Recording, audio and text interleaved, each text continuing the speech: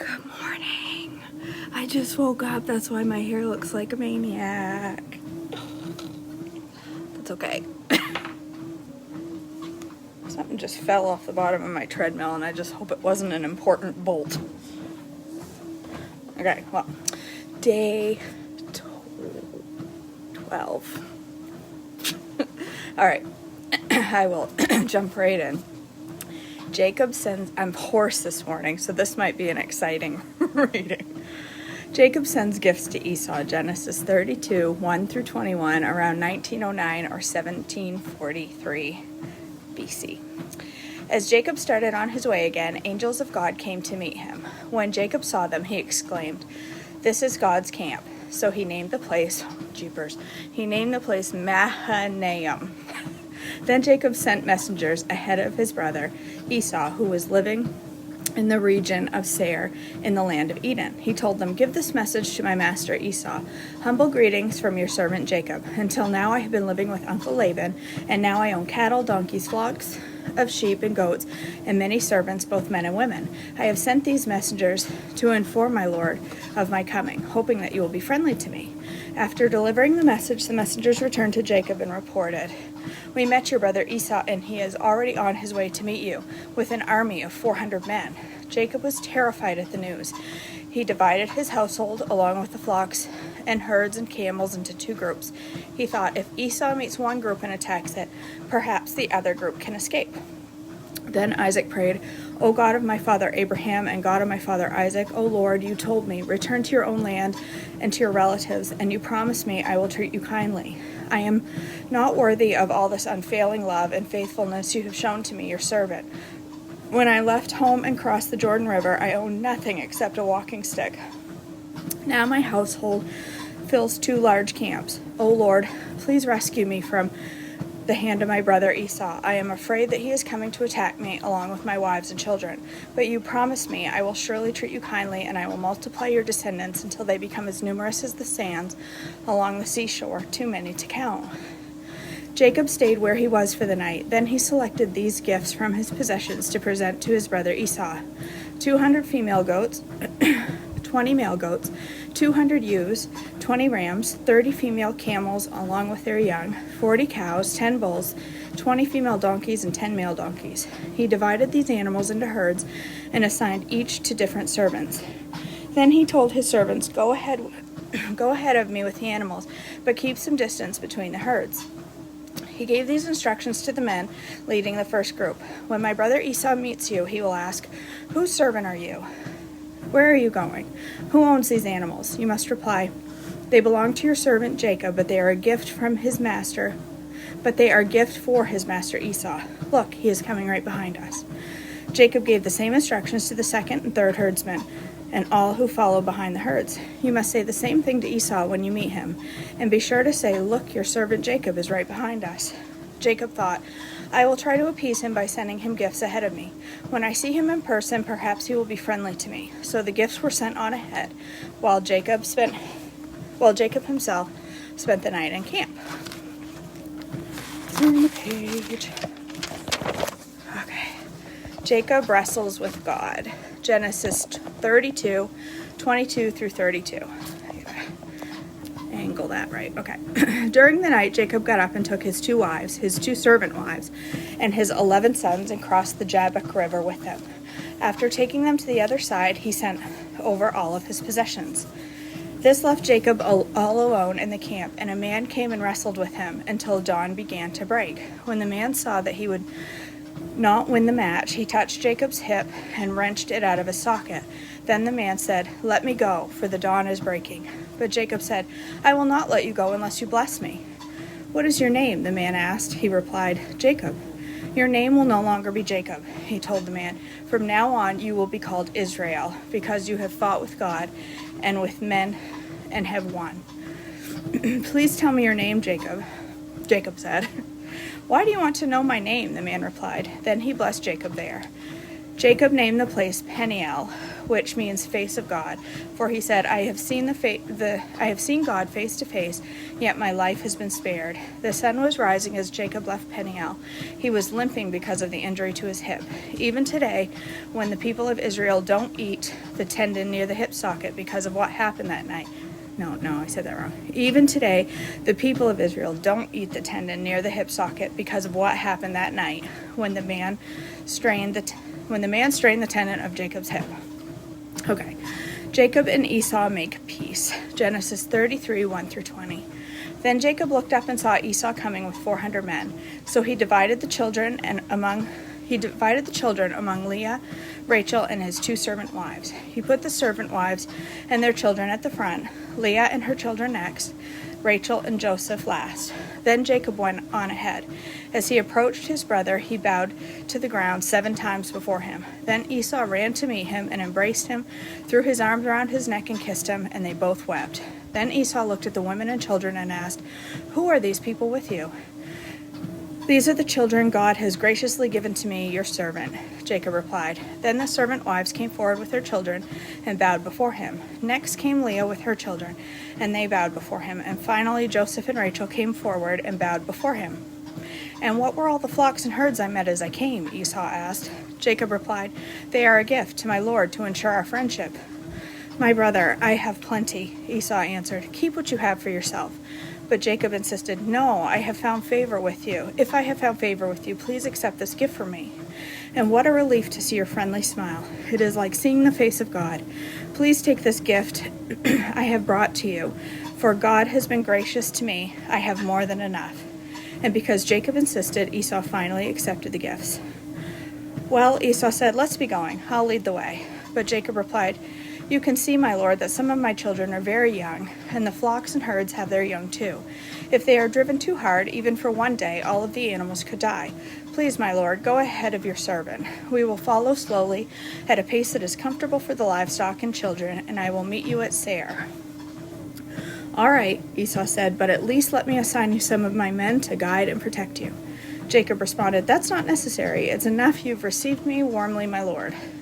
So Esau turned around and started back to Seir that same day. Jacob, on the other hand, traveled to Succoth. There he built himself a house and made shelter for his livestock. That is why the place is named Succoth, which means shelter. Later, having traveled all the way from Paddan Aram, Jacob arrived safely at the town of Shechem in the land of Canaan. There he set up camp outside the town. Jacob bought a plot of land there where he camped from the family. Jacob bought a plot of land where he camped from the family of Hamor, the father of Shechem, for 100 pieces of silver. And there he built an altar and named it El Elohe Israel. Revenge against Shechem, Genesis 34, 1-31. One day, Dinah, the daughter of Jacob and Leah, went to visit some young women who lived in the area. But when the local prince Shechem, son of Hamor the Hivite, saw Dinah, he seized her and he raped her. But then he fell in love with her, and he tried to win her affection with tender words. He said to her father Hamor, Get me this girl. I cannot read this morning. He said to his father Hamor, Get me this young girl. I want to marry her. There we go. Soon Jacob heard that Shechem had defiled his daughter Dinah. But since his sons were out in the field herding livestock, he said nothing until they returned. Hamor, Shechem's father, came to discuss the matter with Jacob. Meanwhile, Jacob's sons had come in from the field, and as soon as they heard what had happened, they were shocked and furious that their sister had been raped. Shechem had done a disgraceful thing against Jacob's family, something that should never be done. Hamor tried to speak with Jacob and his sons. My son Shechem is truly in love with your daughter, he said. Please let him marry her. In fact, let's arrange other marriages too. Give us your daughters for our sons, and we will give you our daughters for your sons. And you may live among us. The land is open to you. Settle here and trade with us, and feel free to buy property in our area. Then Shechem himself spoke to Dinah's fathers and brothers. Please be kind to me and let me marry her, he begged. I will give you whatever you ask. No matter what dowry or gift you demand, I will gladly pay it. Just give me the girl as my wife. But since Shechem had defiled their sister Dinah, Jacob's sons responded deceitfully to Shechem and his father Hamor. They said to him, We couldn't possibly allow this because you're not circumcised. It would be a disgrace for our sister. It would be a disgrace for our sister to marry a man like you. But here is the solution. If every man among you will be circumcised like we are, then we will give you our daughters, and we'll take your daughters for ourselves. We'll live among you and become one people. But if you don't agree to be circumcised, we will take her and be on our way. Hamor and his son Shechem agreed to their proposal. Shechem wasted no time in acting on this request, for he wanted Jacob's daughter desperately. Shechem was a highly respected member of the family, and he went with his father Hamor to present this proposal to the leaders at the town gate. These men are our friends, they said. Let's invite them to live here among us and trade freely. Look, the land is large enough to hold them, but we can take their daughters as wives and let them marry ours. But they will consider staying here and becoming one people with us only if all of our men are circumcised just as they are. But if we do this, all their livestock and possessions will eventually be ours. Come, let's agree to their terms and let them settle here among us. So all the men in the town council agreed with Hamor and Shechem, and every male in the town was circumcised. But 3 days later, when their wounds were still sore, 2 of Jacob's sons, Simeon and Levi, who were Dinah's full brothers, took their swords, entered the town without opposition. Then they slaughtered every male there, including Hamor and his son Shechem. They killed them with their swords and took Dinah from Shechem's house and returned to their camp. That's some revenge. Meanwhile, the rest of Jacob's sons arrived. Finding the men slaughtered, they plundered the town because their sister had been defiled there. They seized all the flocks and herds and donkeys, everything they could lay their hands on, both inside the town and outside in the fields. They looted all their wealth and plundered their houses. They also took all their little children and wives and led them away as captives.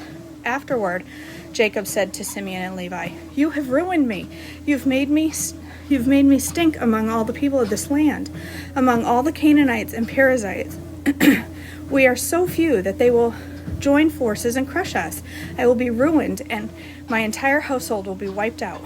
"But why should we let him treat our sister like a prostitute?" they retorted angrily. Their brothers are very protective of their little sister.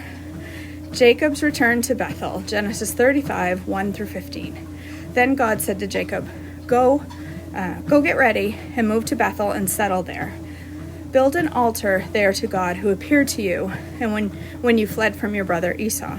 So Jacob told everyone in his household, "Get rid of all of your pagan idols, purify yourselves, put on clean clothing. We are going to Bethel, where I will build an altar to the God who answered my prayers when I was in distress.